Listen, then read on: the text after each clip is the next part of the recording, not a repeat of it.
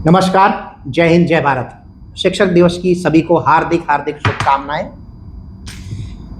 आज विशेष चर्चा के लिए, चर्चा नहीं बोलूँगा, एक मन में बड़ी एक टीस सी है, सोचा साझा कर लूँ। क्या पता किसी को अच्छी भी लग जाए, कोई विचार भी हो जाए। टीस है शिक्षक गुरुजी की जो एक यात्रा थी, वहाँ से चलते हुए आज वो एक प्रोफेशनल, जैसे होता है ना आईटी के प्रोफेशनल, ऐसे गुरुजी की तक की आजकल की जो गुरुजी की यात्रा होगी, उसकी मैं बातचीत करने आया हूँ। हमारा एक टाइम था कि गुरुजी पीटा भी करते थे, डांटा भी करते थे, है ना। ये पैर उंगली मिला के ये भी घुमाया करते थे। और मैं पता है चीता क्यों लेके आया हूँ, क्योंकि सारे गुरुजी हमारे ये थे। एक डर था चीता का, क्योंकि वो चाहते थे कि आप इन्हीं की तरह बने, एक रफ्तार जीवन में आए, है ना। बट क्या हो रहा है पता है आपको, कि वो गुरुजी जो सबसे ज्यादा पीटते थे, वो मेरे आज भी सबसे प्रिय गुरुजी में आते हैं। एक हमारे हरी सिंह नाथावत साहब थे, है अभी भी, रिटायर हो लिए। फिजिक्स पढ़ाते थे हमें, 11th-12th में बहुत मारते थे वो, परंतु आज सबसे प्रिय गुरुजी मेरे वही रहे। कारण क्योंकि उन्होंने बहुत सीख दी है, बहुत डांटा है, उतनी सीख दी है।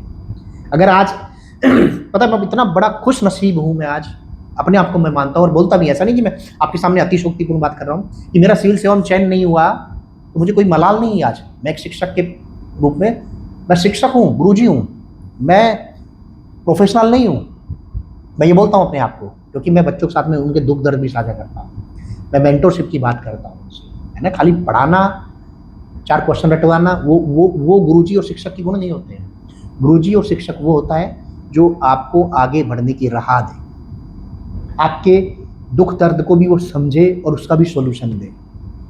आपको मैं बताता हूँ एक कहानी। मेरी क्लास में एक लड़का, मेरे पास के गांव का, बहुत गरीब बच्चा था। उसके 10वीं नंबर बहुत अच्छे थे। कौन ध्यान देता है आज के समय में, खासतौर से गवर्नमेंट स्कूल में कुछ नहीं देता है, परंतु सारे गुरुजी ने मिलकर के उसकी पढ़ाई का पूरा एक एक चीज, वो थे वो गुरुजी। कपड़े तक उन गुरुजी ने वो देते थे अपनी सैलरी से। दूसरे गांव से आकर के पढ़ता था, उसको रूम दिला दिया था गांव के अंदर ही, सोचिए यही पढ़ेगा, एक्स्ट्रा क्लास दे रहे हैं। और आज के टाइम पे बहुत रेयरेस्ट मिलेंगे। तो जो दौर था ना शिक्षक और गुरुजी, यानी डर, और ये नहीं कि डर ही हर चीज है ना, जो डर के साथ में एक सम्मान था। वो दौर था कि गुरुजी हमें बाजार में दिख जाए, मैं अपने गांव की बता रहा हूँ, कि गुरुजी बाजार में सामने आते हुए दिख गए, हम रास्ता बदल लेते थे। और अब गुरुजी क्लास में बैठा, धड़क से चले जा रहे हैं, आप बदतमीज, नमस्कार भी नहीं करते हैं। ये स्थिति अब मैं देखता हूँ। कोई स्कूल में बच्चों, छोटे बच्चों को कोई डांट तो दे, माँ बाप राशन पानी लेके चढ़ जाते हैं उसके ऊपर। हंगामा होता है स्कूलों में, पता नहीं कौन सी चाइल्ड साइकोलॉजी नई आ गई है, कौन सी पेडागोजी आ गई है। और आपको आश्चर्य, विगत 20 साल में देखिए, छात्रों ने सबसे ज्यादा आत्महत्या 20 सालों में की है, या उससे पहले थी? उससे पहले ना के बराबर थी। क्यों? क्योंकि उसमें आत्मीयता आई थी। गुरुजी मतलब पाठ्यक्रम या कैरिकुलम पढ़ाना नहीं है, पाठ्यचर्या को बांचना नहीं है, आत्मीयता भी पैदा करना। मुझे याद है एनएसएस का कैंप हमारा 10 दिन का लगता था, स्कूल में रात को रुकते थे हम लोग, है ना। वो 10 दिन हम जीवन में, 11वीं और 12वीं क्लास की मुझे दोनों साल याद है, वो हम जीवन भर नहीं भूल सकते। वो आत्मीयता गुरुजी के साथ में, वही हरि सिंह सर थे हमारे, उसके इंचार्ज, है ना। जो आत्मीयता थी उन 10 दिनों की, वाकई बता रहा हूँ, वो पूरे जीवन का दर्शन था हमारा। वो कैसे साफ सफाई करनी है, कैसे खाना बनाना है ना, कैसे संसाधन जुटाने हैं, सोचिए, है ना। वो सब पता नहीं क्या हो गया है। मैं देखता हूँ मेरी बेटी भी जाती है स्कूल में, पता, हमारे टाइम के स्कूल में माँ बाप को कुछ भी काम नहीं करना पड़ता था, तब भी हम लोग अच्छे से पढ़ते थे। अब घर में भी ट्यूशन चाहिए, माई बापू को भी पढ़ाना है, उसके जाके कुछ कर पाएंगे वो, ये स्थिति है। तो भैया काहे कि आप गुरुजी हो, क्योंकि अब उनका भी दोष नहीं है बेचारों का, क्योंकि लाद दी गई अजीब सी शिक्षा प्रणाली हमने, है ना। कोई ध्यान ही नहीं दे रहा है इस पे। अभी जो भारतीय ज्ञान परंपरा हमारे हर सिलेबस में जो इंट्रोड्यूस किया गया है ना, एक तरफ तो उसको इंट्रोड्यूस कर रहे हैं, अरे कम से कम उस पद्धति को तो इंट्रोड्यूस करें जो हमारी आत्मा के लिए, जिससे बच्चे का सर्वांगीण विकास होता है, जिससे बच्चे का समग्र विकास होता है, जिससे बच्चे का समेकित विकास होता है। अब क्या हो रहा है, बस खाली किताब का ही विकास है। और हमारे टाइम में या हमसे पहले की पीढ़ी, है ना, आप देखिए 2000 या 95 90 के बाद 95 90 के बाद की जो पीढ़ियां है, या ये कह सकते हो कि 2000 के बाद की जो पीढ़ियां है, जिसको जैन जी का नाम आजकल दिया जा रहा है ना, क्या हाल है उनका? वो ठीक है एग्जाम की दुनिया में, आप देख रहे हैं ना आत्महत्या का, वही जैन जी है ना। आपको मैं अपना बताता हूं कि पेरेंट्स को पता नहीं होता था कि बच्चे कब पढ़ करके क्या लेख बन गए हैं, सच है ये। और आपको आश्चर्य होगा कि गुरुजी बता देते बेटा ये ऑप्शन हमें करना चाहिए, है ना। ये स्थिति होती थी। मुझे याद है मेरे साथ के एक दो और मित्र थे जो हम लोगों ने 10वीं जिनकी अच्छी परसेंटेज बनी थी कुछ लोगों की, वो जाकर के उनके पेरेंट्स से लड़ने, नहीं ये लड़कियों को ये दिलवाओ, ये हो सकता है इसमें। अब क्यों नहीं करते? क्योंकि वो आत्मीयता ही नहीं आपने पैदा की, क्योंकि कुछ शिक्षा पद्धति हमने ऐसी थोप दी ऊपर से, ये वो आत्मीयता बंद करा दी ना आपने, क्योंकि गुरुजी नहीं बचे, प्रोफेशनल्स बचे हैं अब। ये बात समझ में आ रही है? तो कैसे चलेगा यार? जो भारत जो देश है, भारत की जो संस्कृति है, जो परंपराएं हैं, जो हम लोग भारतीय ज्ञान परंपरा की बात करते हैं, तब तक वो परंपरा से कुछ अच्छी चीजें हम आज भी आत्मसात करके उसको प्रैक्टिकली व्यवहारिक जीवन में नहीं लेके आएंगे, तब तक कैसे वो काम आएगी? मैं नहीं कह रहा हूं कि आप अंग्रेजी शिक्षा हो रही है, शिक्षा आई वो जरूरी है ना। आज वसुधैव कुटुंबकम की बात करते हैं तो अगर मुझे दूसरे देश में जाना पड़े तो मैं कंफर्ट जोन में रहूँ, उसके लिए भी मुझे जरूरी है, जीवन यापन के लिए बहुत सारी चीजें जरूरी होती है, परंतु एक जो कड़ी है ना गुरुजी और आपके मेरे बीच की, वो कभी ब्रेक नहीं होनी चाहिए। सच बता रहा हूं, दिल दुखी भी होता है जब मैं देखता हूं गुरुजियों की स्थिति। वो दौर था जब मेरे गांव के स्कूल में 1500 बच्चे पढ़ते, 6ठी से 12वीं तक का स्कूल है। और कोरोना से पहले की बात बता देता हूँ, मुझे एक हॉकी हमारे यहाँ एक प्रतियोगिता है, तो उसमें मुझे चीफ गेस्ट के तौर पे बुलाया गया था मेरे स्कूल में। मैंने प्रिंसिपल सर से पूछा, 100 बच्चे नहीं थे पूरे स्कूल में, है ना, सोच के देखिए। और वो सरकारी स्कूल था तब भी, ऐसा नहीं था प्राइवेट स्कूल तब नहीं थे, भरमार थी, वो इतने ही दम से पढ़ाते थे, है ना। जब उस समय के कुछ गुरुजी आज भी है, जब नए नए वो अपॉइंट हुए थे होंगे, है ना, उनसे आत्मीयता। मेरे साइंस के गुरुजी बहुत प्यारे गुरुजी, जब हमने 9वीं और 10वीं पढ़ाया, वो आज भी है। एक पीटीआई सर है हमारे, मीणा साहब, मिलते तो पैर छूते हम लोग, ऐसा नहीं उन्होंने कूटा नहीं है, वो है ना पूछा है। कूटना तो बहुत छोटी सी चीज है, अगर कूटने की सुपरलेटिव डिग्री बताओ ना, वो पूछना, वो हुआ है हमारा। ऐसा कोई बच्चा नहीं हो जिसके जहां पे पेन ना लगाया हो हमारे गुरुजी ने, ऐसे ऐसे ना किया हो। एक मैथ्स के मैं 5वीं तक की क्लास में सरस्वती विद्या मंदिर था हमारा स्कूल, उसमें गुरुजी थे, सुरेश सर नाम था उनका, ये करते थे। एक मैथ्स के बलराम सर थे, जब सरकारी स्कूल में जब हम लोग आए, कूटते थे, खौफ था उनका, अनुशासन, खौफ नहीं अनुशासन बोलेंगे, है ना। और आज क्या स्थिति हो गई है ना। एक तो स्कूल में बच्चे भी नहीं सरकारी स्कूलों में, और प्राइवेट तो प्रोफेशनल्स है, कैसे काम चलेगा, है ना। क्योंकि हमने वो एक जो बीच की दूरी थी गुरुजियों की, है ना, उसको बहुत बढ़ा दिया है। बच्चे गुरुजी सम्मान कर रहे हैं ना, पेरेंट्स कर रहे हैं, तो गुरुजी अपना टाइम काटेंगे ना, पाठ्यक्रम पढ़ाने में नमट को भैया अपने से कराओ, क्यों आपके साथ में विशेष भूले मिले, है ना। जो एक पवित्र कार्य है, एक नोबल, मैं ये बोलता हूँ कि इस धरती पे सबसे पवित्र कार्य है ना, एक माँ जब बच्चे को पालती तो वो सबसे बड़ा है, और दूसरा पवित्र कार्य है जो गुरुजी का शिक्षण का, है ना। हम तो कोचिंग वाले हैं भाई, हम वो गुरुजी नहीं, गुरुजी वो है जो स्कूली शिक्षा, सबसे बड़े गुरुजी वो है जो आपकी वाकई में आपकी जो सामाजिकता की, व्यवहारिकता की, पारिवारिक क्षमताओं की, दुनिया को देखने के नजरिए की, उसकी नींव का निर्माण करते हैं गुरुजी, है ना। उनसे सीखना था, उनसे सीखना है। अब वो क्या रहा है, कॉन्वेंट कॉन्वेंट कॉन्वेंट, है ना। स्कूल वाले भी है। मुझे भी याद है एक घटना, मेरी बेटी सबको राम राम करने की आदत है उसको, एक स्कूल था, नाम नहीं बताऊंगा, अच्छा नहीं रहेगा। उस स्कूल में वो जाके प्रिंसिपल मैडम को राम राम किया, प्रिंसिपल मैडम चिल्ला के बोलती, उसकी एक आदत और थी कि Ram Ram then good morning ma'am, पता क्या हुआ, फिर मैं उसको स्कूल से लेने के लिए आया वापस। शाम को जब स्कूल छूटता है दोपहर में, मैं लेने गया उसको। तब बात है वो 2nd क्लास में थी। आते गाड़ी में बैठते ही रोने लगी, पापा आप तो बहुत गंदी गंदी चीज़ सिखाते हो, मैम डांटती है उस चीज़ पे। मैंने कहा क्या सिखा दिया मैंने आपको?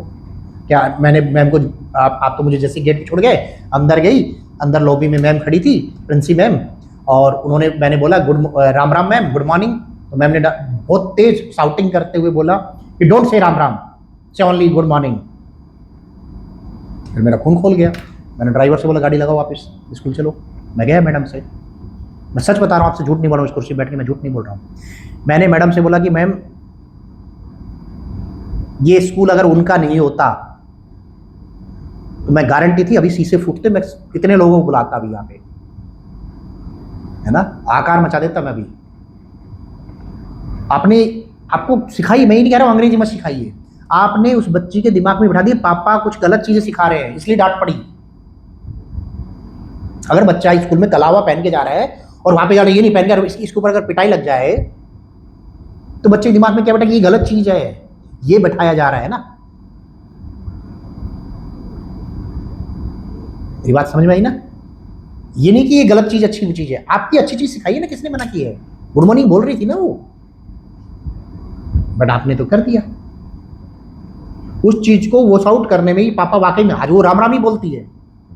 मेरे ऑफिस में भी आएगी, कोई भी बैठा हो तो राम राम करेगी वो आपको, है ना, क्योंकि सिखाया उसको, फिर बताया कि राम राम का मीनिंग क्या होती है। परंतु उस मैडम ने तो क्या नरक मचा दिया था ना उसके दिमाग में। तो मुझसे कार में बैठते ही बोली ना कि पापा आप तो गंदी चीज सिखाते हो इसलिए मुझे डांट पड़ती है ना। तो सोचिए क्या हाल है वाकई में जो पीढ़ी पढ़ रही है ना।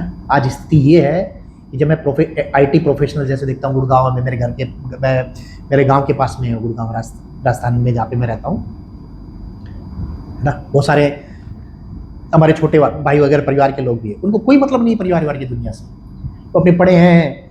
आधे से ज़्यादा लोगों को मैं नशेड़ी बोलता हूँ उनको, अकेले पढ़े हैं, परिवार से नहीं, कभी कभी बाप से बतिया ली, माँ से बतिया। मैं तो यहाँ तक बोलता हूँ मेरे गाँव में कई ऐसे है परिवार, बुढ़ा बुढ़ी गाँव पड़े, लड़के वहाँ रह रहे हैं, कोई मतलब नहीं है। मैं पूछता हूँ ताई या चाची, अब तो ताई तो नहीं, चाची है ज़्यादातर, वो चाची वो क्या हाल चाल है, कभी गुड़गांव घूम आया करो, नोएडा चले जाए करो। कहती है भाई फ़ोन पे बात हो जाए वही बड़ी बात है, 1-2 बार गए होंगे उसको रूम पे, नशड़ियों का अड्डा है वो तो, है ना।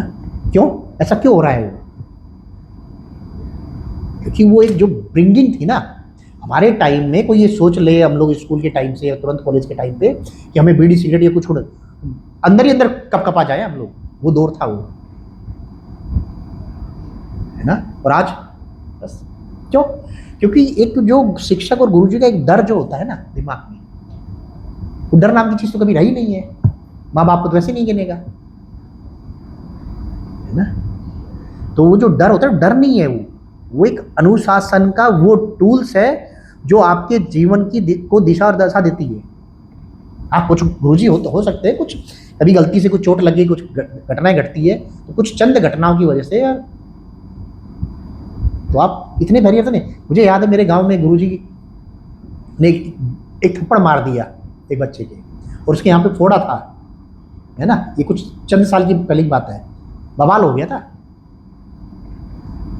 गुरुजी मारने से नहीं, वो बदतमीजी कर रहा था, और शायद कोई और भी होता तो वो लात मारता उसने, वो तो उन्होंने थप्पड़ मारा धीरे से, वो फोड़ा सा था, वो फूट गया, खून आ गया, बवाल हो गया, है ना। सोच के देखिए। और हम लोग प्रेस मीडिया भी तुरंत पहुंच गई, ये देखिए अत्याचार हो रहा है छात्रों पे, कैसे पढ़ता है,